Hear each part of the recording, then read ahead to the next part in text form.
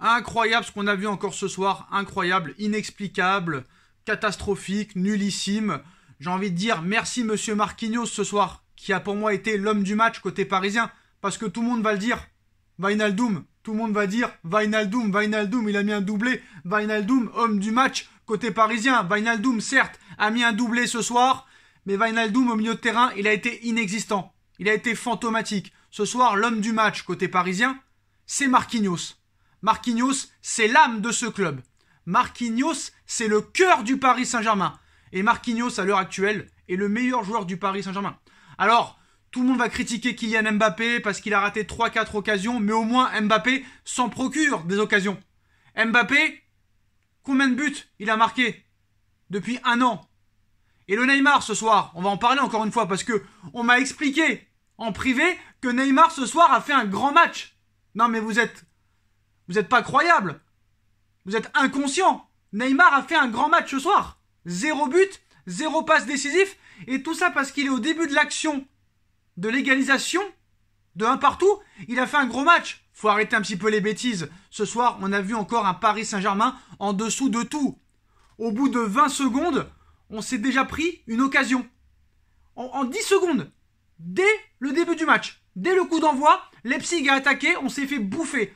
En première mi-temps, surtout les 20 premières minutes, on s'est fait allumer, manger, dévorer, avaler.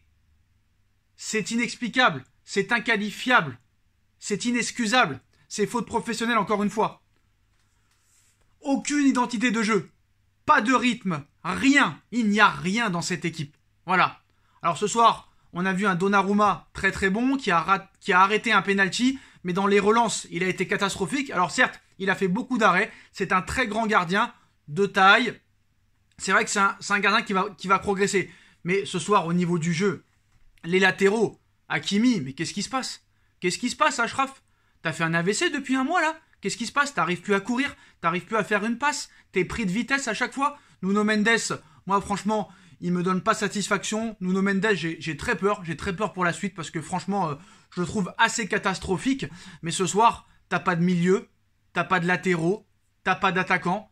Il n'y a que Di Maria qui s'est bougé le cul ce soir. Si on me dit que Neymar a été bon ce soir, alors là, je ne connais pas la définition de bon. Parce que là, il y a un moment donné, il faut arrêter les bêtises. Et il faut dire la vérité. Neymar est une fraude. Neymar n'est plus un joueur de football. Vous vous rendez compte sur le penalty concédé par le Paris Saint-Germain? Avant que Sobolzaï marque le deuxième but. Il y a Neymar qui est en train de se marrer avec Sobolzaï. Normal. Tranquille, et personne ne lui dira rien. Non mais ce soir ça a été catastrophique les postos, voilà. Déjà la première mi-temps, il faut en parler de la première mi-temps. La première mi-temps, il n'y a pas de mots pour la signifier. C'est la même chose que depuis le début de saison. Elle est inqualifiable cette première mi-temps. C'est une honte, c'est un scandale. Le jeu qui est procuré par Pochettino, c'est un scandale. Mais ce n'est pas le seul fautif. Parce que ces joueurs-là, quoi qu'il en soit, ne se bougeront pas le cul. Ne se bougeront pas le cul parce qu'ils n'en ont pas envie. Ils n'en ont pas envie parce que quoi qu'il en soit, qu'ils soient bons ou mauvais, ils resteront sur le terrain. Parce que c'est Doha qui décide. Neymar, il sera toujours sur le terrain. Pareil pour les autres. Je sais pas moi, on me dit Mbappé a été mauvais ce soir parce qu'il a raté 3 occasions. Certes, mais Mbappé au moins, il essaye de courir. Il essaye de faire des choses. Il essaye de se procurer des occasions. Il essaye de tout donner. Le Neymar, il ne fait strictement rien. Il ne fait strictement rien. Vous vous rendez compte du nombre de pertes de balles qu'il y a eu du côté du Paris Saint-Germain aujourd'hui? Mais c'est incalculable. Le nombre de cartons jaunes qu'on a pris. Herrera qui pète les plombs à la fin. Draxler qui rentre pour rien, qui sert à rien. Neymar qui sert à rien, qui prend encore un carton jaune ce soir. Malheureusement, ton meilleur milieu de terrain n'est jamais disponible, Marco Verratti. Et ça commence vraiment à devenir compliqué. Mais quand je parle de la première mi-temps, le PSG qui mène 2-1 à la mi-temps, ils reviennent des morts. Je suis désolé de le dire. Ils sont miraculés, le Paris Saint-Germain, en première mi-temps. Ils reviennent d'entre les morts. Je vous dis la vérité. Parce que les 20 premières minutes, même tout le match, Paris s'est fait dominer. Paris a subi. C'est tous les matchs la même chose. Sauf que maintenant, il n'y a plus la victoire à la fin. Parce que là, le PSG s'est fait revenir. Le PSG a concédé le match nul. Manchester City a explosé Bruges. Donc Manchester City prend la première place de la poule. Et le prochain match de Ligue des Champions, c'est Manchester City, Paris Saint-Germain. Et là, ce sera le vrai test. Mais je pense que on ne peut pas continuer comme ça, ce n'est pas acceptable. Mais est-ce que la vraie solution, c'est de changer d'entraîneur? Parce que tu vas changer d'entraîneur. Mais pour prendre qui? Pour prendre Zidane? Est-ce que réellement Zidane va réussir aussi à gérer cette équipe? Personne n'y a réussi. Personne n'a réussi. Il a été au Real, Zidane. Il avait déjà une équipe toute faite en 2016. Il avait des véritables professionnels. Il avait un Cristiano Ronaldo qui a porté cette équipe du Real entre 2016 et 2018 quand il y avait Zidane. Mais dans cette équipe-là, il n'y a personne. Alors, Wijnaldum a fait un bon match, d'accord. Mais au milieu de terrain, pour moi, ça reste encore limite. Ce soir, l'homme du match, c'est Marquinhos. C'est Marquinhos ce soir, les gars. Mais voilà. Moi, franchement, ce soir, c'est Leipzig qui m'a régalé. C'est Leipzig qui m'a régalé au match aller. C'est Leipzig qui m'a régalé au match retour. Mais au match aller, au match retour, contre Bruges, tu as de la chance que ce soit Bruges et que ce soit Leipzig. Et là, vous allez me dire, alors Sacha, qu'est-ce que tu en penses de la victoire contre City? Mais la victoire contre City, t'as été efficace. Tant mieux pour nous. Mais ça ne sera pas à tous les matchs comme ça. C'était un match de début de saison. Voilà. Maintenant, ça va monter en puissance. Et le match contre City, on verra ce que ça va donner. Mais si ce soir, le Red Bull Leipzig est efficace devant le but, ce soir, t'en prends 6 ou 7. 6 ou 7. Le match peut finir à 8-3 pour Leipzig. 8-3 pour Leipzig. Et comme souvent, Paris nous a offert un scénario catastrophique au niveau du jeu. On a été malmenés. On a été malmenés ce soir. Voilà, j'ai pas peur de le dire. On n'a pas de latéraux. On a des latéraux qui ne savent pas défendre, qui ne savent pas attaquer, qui ne savent pas centrer. Et là, c'est très problématique. Il n'y a pas de banc. Offensivement, il n'y a pas de banc. Icardi n'est plus au niveau. Draxler ne sert plus à rien. Quand tu vois que Pablo Sarabia a marqué ce soir avec le Sporting, quand tu vois qu'on n'a pas repris Moïse Kean pour laisser la place à Monsieur Mauro Icardi, on voit ce que ça donne maintenant. Je veux parler aussi de Kimpembe, parce que Kimpembe, lui, j'ai l'impression que quand tu lui mets pas City en face, ou United, ou le Real, ou le Bayern, ou le Barça, ou la Juve, ou Liverpool, ou Chelsea, ça l'intéresse pas. J'ai l'impression que Kimpembe, lui, veut que des grosses équipes, sinon, ça sert à rien. Alors après, pour sa défense, c'est vrai que Kimpembe, il a enchaîné tous les matchs. Il a joué tous les matchs cette saison, mais pour moi, ce n'est pas une excuse.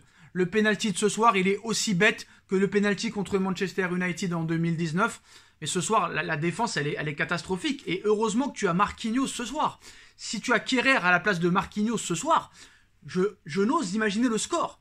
Mais ce qui est incroyable dans l'équipe du Paris Saint-Germain, c'est que en jouant très très mal, tu t'en sors quand même un minimum à chaque fois. Parce que ce soir, pour moi, le 2-2, il est miraculeux. Mais en plus, tu aurais pu gagner. Alors qu'est-ce qu'il faut faire? Moi, je pense que ça ne changera pas. Ça ne changera pas. Il n'y a strictement rien. C'est complètement illisible. Tu peux pas lire le jeu du PSG. Tu pourrais jouer en contre. C'est pour moi le jeu qui serait le mieux pour le Paris Saint-Germain, le plus adapté.